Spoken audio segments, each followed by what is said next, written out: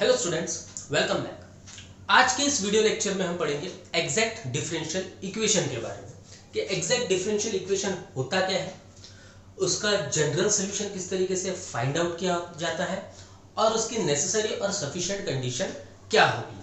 तो exact differential equation की definition कहती है a differential equation which is obtained from its solution directly by differentiation. मतलब उसके सॉल्यूशन को हम अगर डायरेक्टली डिफरेंशिएट कर दे तो जो रिजल्ट मिलेगा वो एग्जैक्ट डिफरेंशियल इक्वेशन होगा। क्या कहता है, a differential equation obtained from its solution by directly differentiation is called an exact differential equation। जो एक differential equation M D X plus N D Y is equal to zero के form में होगा। एक ऐसा इक्वेशन जो M D X plus N D Y is equal to zero के form में होगा, जहां पर एम में खुद एक एक्स वाई का फंक्शन होगा और एन भी खुद एक एक्स वाई का फंक्शन होगा। So differential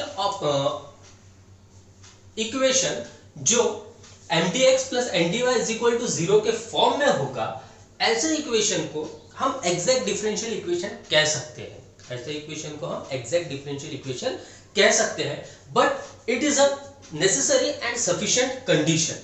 so if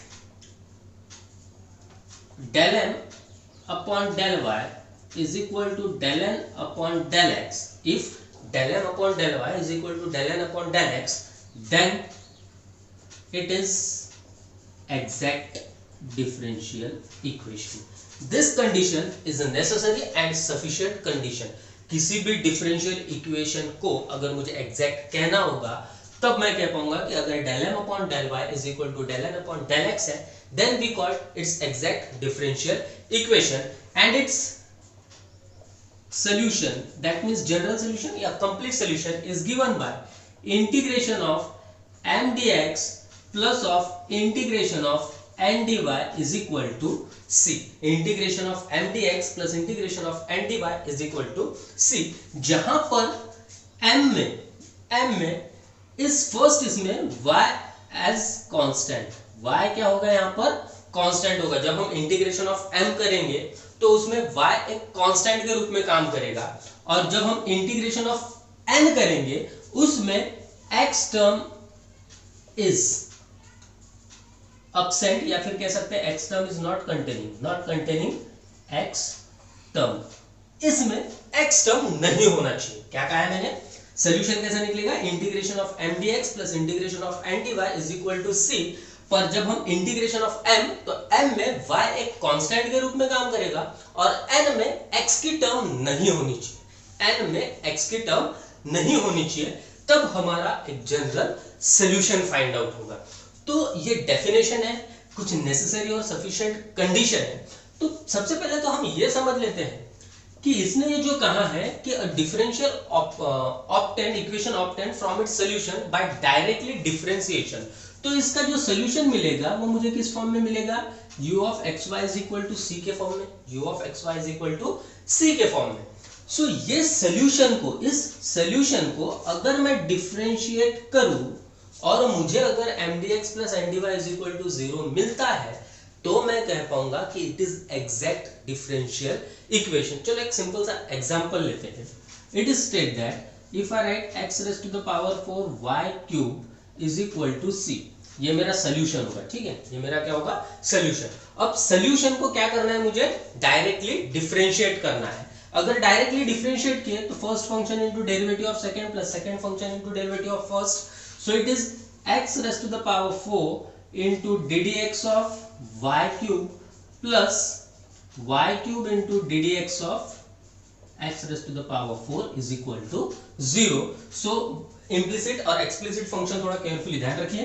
it is x4 into 3y square dy by dx plus of y cube into 4x cube is equal to 0। Complete equation को dx से multiply कर देते हैं तो ये इक्वेशन हो जाएगा 3x raise to the power 4 y square dy plus 4x cube y cube dx is equal to 0।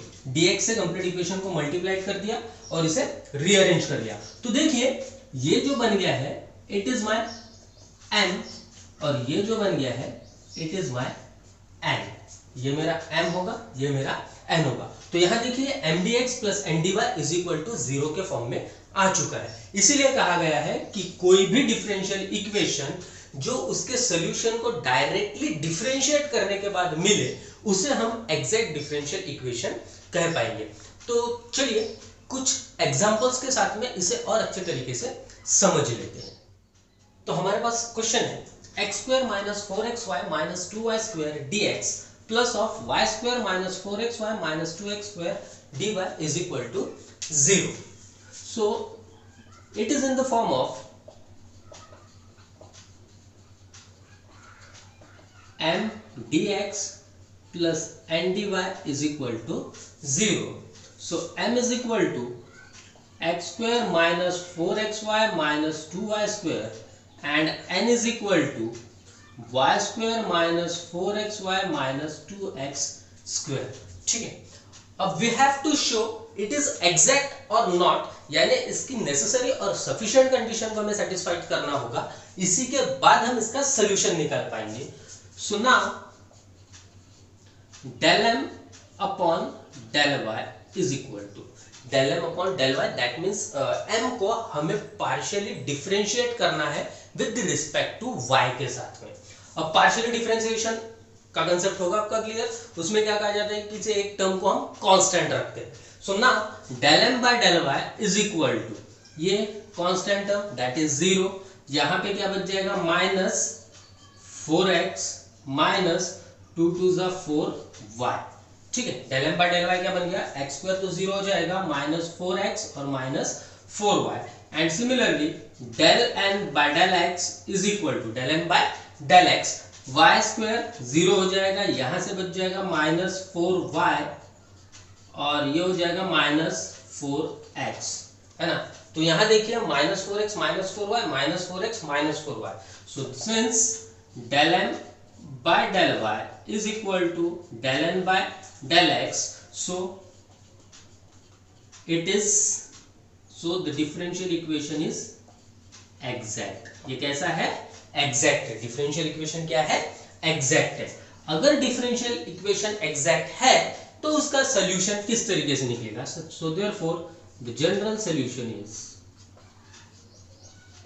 Integration of m dx plus integration of n dy is equal to c, where we say that is constant term। c क्या होगा मेरा, arbitrary constant होगा। पर condition क्या थी, condition क्या कहा गया था कि जब हम इंटीग्रेशन ऑफ m dx लेंगे तो यहां पर y एक कांस्टेंट के रूप में काम करेगा, y is act as a constant, और यहां पर x की टर्म नहीं होगी। n में क्या होगा, x की टर्म नहीं होगी। तो यहां पर देखिए m की वैल्यू क्या है हमारे पास, x square minus 4xy minus 2y square.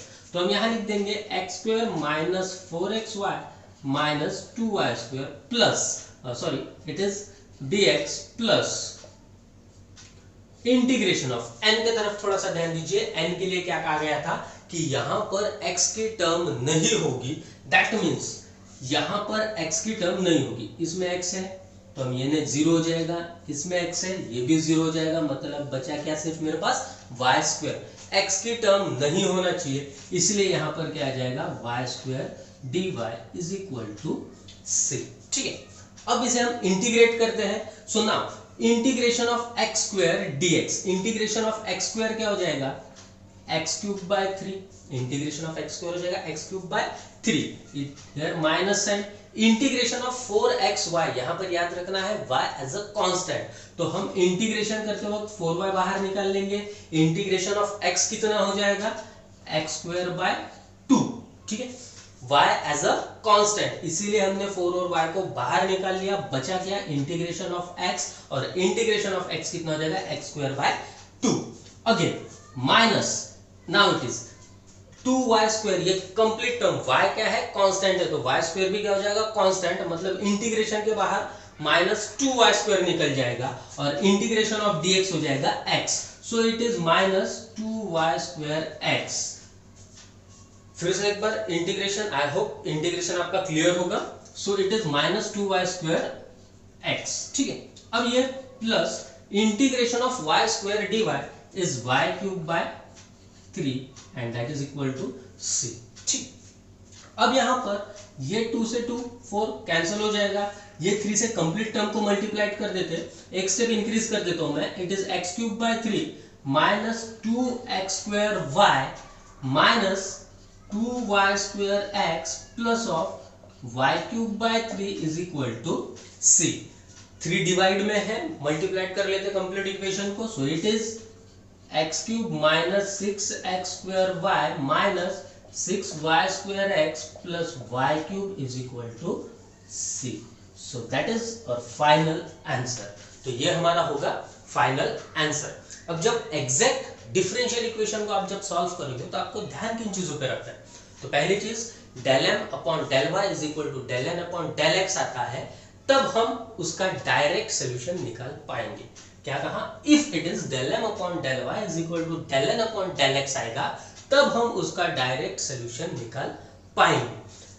Next differentiate, partially differentiate करते वक्त थोड़ा सा केयरफुली करिए।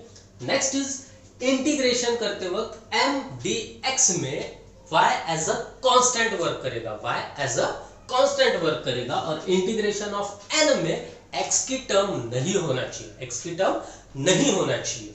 तो इस तरीके से हम इसे इंटीग्रेट करेंगे और एक रिजल्ट मिला हमें। सो that is our solution of the exact differential equation.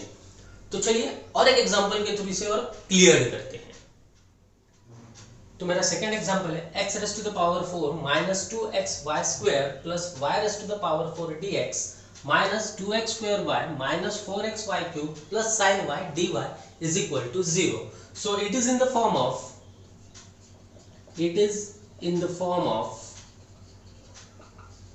m dx plus n dy is equal to 0. So here m is equal to x raised to the power 4 minus 2xy² plus y raised to the power 4 and n is equal to minus 2x²y, minus sign से multiply कर दिया है, plus of 4xy³ minus of sine y, ठीक है। अब इसकी exactness proof करने के लिए हमें del m upon del y और del n upon del x को इक्वल दिखाना होगा। So now del m upon del y, del m upon del y partially differentiate कर रहे हैं हम m को विद रिस्पेक्ट टू y, इसलिए x raise to the power 4 हो जाएगा 0, यहां पर हो जाएगा 2 to the 4 और x, so it is minus 4xy, है ना, क्या हो जाएगा 2 to the 4x और ये y plus of 4y³। Okay, now it is del n by del x is equal to again 2 to the 4, it is minus 4, ये x और ये y और अगेन x, अब यहाँ पे x के विद रिस्पेक्ट टू कर रहे हैं तो x हो जाएगा 1, तो यहाँ बच जाएगा 4y³। So this implies del m upon del y is equal to del n upon del x, therefore it is exact, है ना, ये क्या हो गया, एग्जैक्ट डिफरेंशियल इक्वेशन। अगर ये एग्जैक्ट है तब हम इसका जनरल सॉल्यूशन फाइंड आउट कर पाएंगे। तो जनरल सॉल्यूशन कैसा निकलेगा, integration of m dx plus integration of n dy is equal to c।